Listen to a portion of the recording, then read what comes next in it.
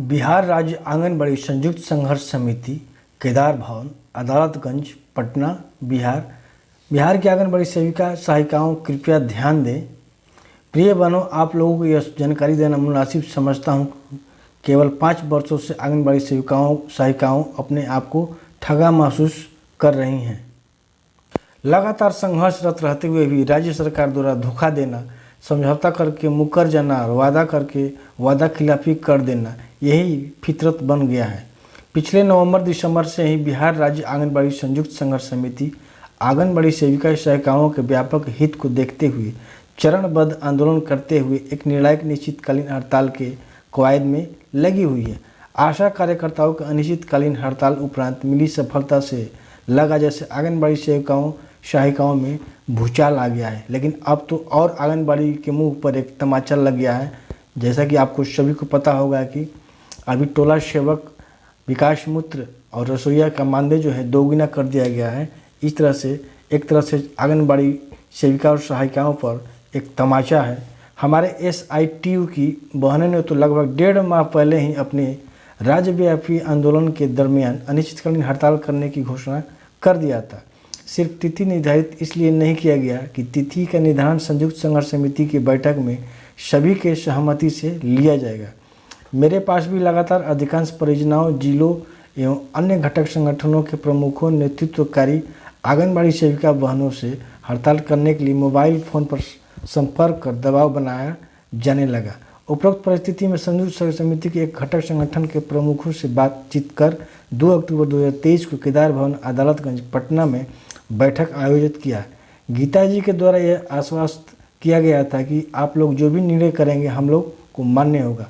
बहन अनीता झा और भाई अनुपम जी के द्वारा यह कहा गया कि हम लोग संगठन के बैठक में बिहार से कहीं बाहर जा रहे हैं, 7 के बाद कभी भी बैठक आयोजित किया जाएगा, हम लोग अवश्य आएंगे। उपरोक्त परिस्थिति में 8 सितंबर को पुनः संयुक्त संघर्ष समिति के बैठक का आयोजन केदार भवन में किया गया।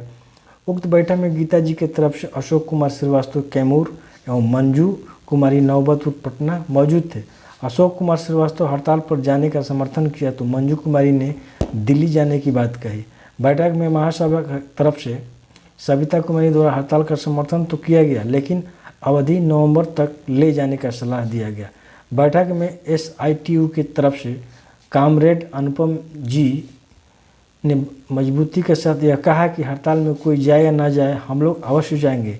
इनके बातों का कुछ लोगों को बुरा भी लगा, लेकिन हड़ताल के प्रति प्रतिबद्धता उनके बातों में झलक रहा था। BMS के तरफ से प्रतिमा जी हड़ताल तो और पहले ही करना चाहती थी। बैठक में कुमारी रंजना यादव महासभा अपने गुट के कई जिलों के अध्यक्षों के साथ यह घोषणा कर दिया कि हमारे संगठन का रजिस्ट्रेशन के लिए अप्लाई किया हुआ है, परंतु जब तक रजिस्ट्रेशन नहीं हो जाता है तब तक हमारा संगठन एटक कुमार बिथेश्वर सिंह के बैनर तले काम करेगा। हम लोग हड़ताल में तब तक डटे रहेंगे जब तक अतिरिक्त प्रोत्साहन मानदेय राशि में बढ़ोतरी नहीं हो जाती है। बैठक में बहुमत के आधार पर 25 सितंबर से अनिश्चितकालीन हड़ताल पर जाने का निर्णय लिया गया था।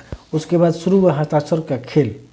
इंतजार की घड़ी बेचैन की होती है। अंततोगत्वा 14 सितंबर को करीब 5 बजे संध्या में एटक यूनियन के राष्ट्रीय अध्यक्ष सह पूर्व MLC उषा सहनी, सचिवालय से सेवानिवृत्त प्रशाखा पदाधिकारी एवं यूनियन के अंकेक्षक गौतम कुमार सिंह, नालंदा के प्रभारी कामरेड मिथिलेश कुमार और नालंदा जिला यूनियन के उपाध्यक्ष बबीता कुमारी एवं मेरा गाड़ी का चालक गणेश कुमार मेरे साथ उनके गांव पहुंचे।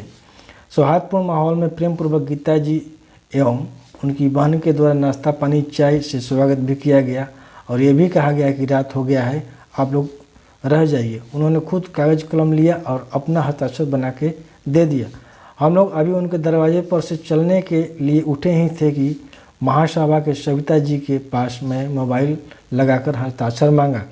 सविता जी ने बहुमत के फैसलों को ठुकराते हुए सिर्फ अपनी ही जीत पर अड़ गई और बोली कि नवंबर-दिसंबर में अगर हड़ताल होगा तो हम साथ रहेंगे, अन्यथा हम साथ नहीं रहेंगे।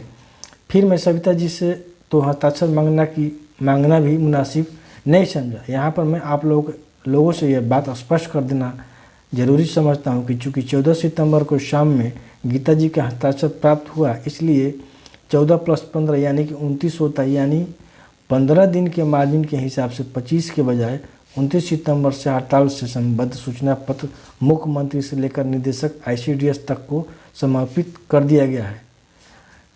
विशेष संवाद अगले एपिसोड में दिया जाएगा। सच से सामना के लिए तैयार रहें। सच बराबर तप नहीं, झूठ बराबर पाप नहीं। सच सच सच। और स्वाभिवादन के साथ आपका साथी कुमार बिंदेश्वर सिंह, महासचिव सह सदस्य संयोजक मंडल। इस तरह से कुमार बिंदेश्वर सिंह सारी बातें आपको बताने का प्रयास किया और जानकारी आपको अच्छी लगी होगी तो वीडियो को लाइक एंड सब्सक्राइब जरूर कीजिएगा और बहनों में शेयर जरूर कीजिएगा। जय हिंद, जय भारत।